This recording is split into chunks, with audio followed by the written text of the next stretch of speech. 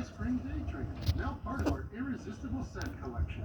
Mornings are tough, but our brightest days always start with you. Morning Express with Rob and me tomorrow at 6 on HLN. As Navy Lieutenant Lee Hartley lay dying in a Florida hospital, one of his doctors thought he might have been poisoned.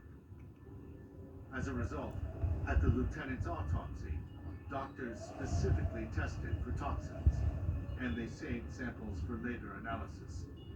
They'll take specific samples like brain tissue, liver tissue, kidney tissue, lung, stomach contents.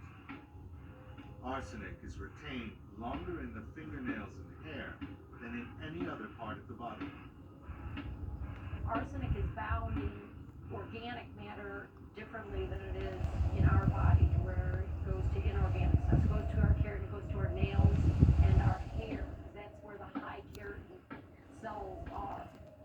And since the arsenic will stay there indefinitely, it can provide a record of exactly when a person ingests arsenic.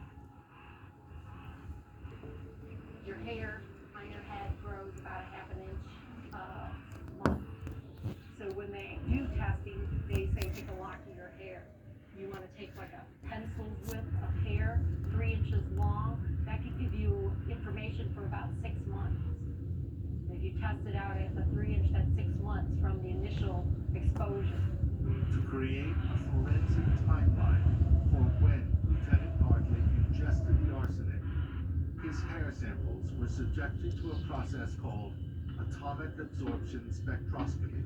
The hair is liquefied in a neutral solution. A radioactive beam is then sent through the samples. How much of this light is able to pass through reveals how much arsenic is present, allowing analysts to trace the rate of ingestion.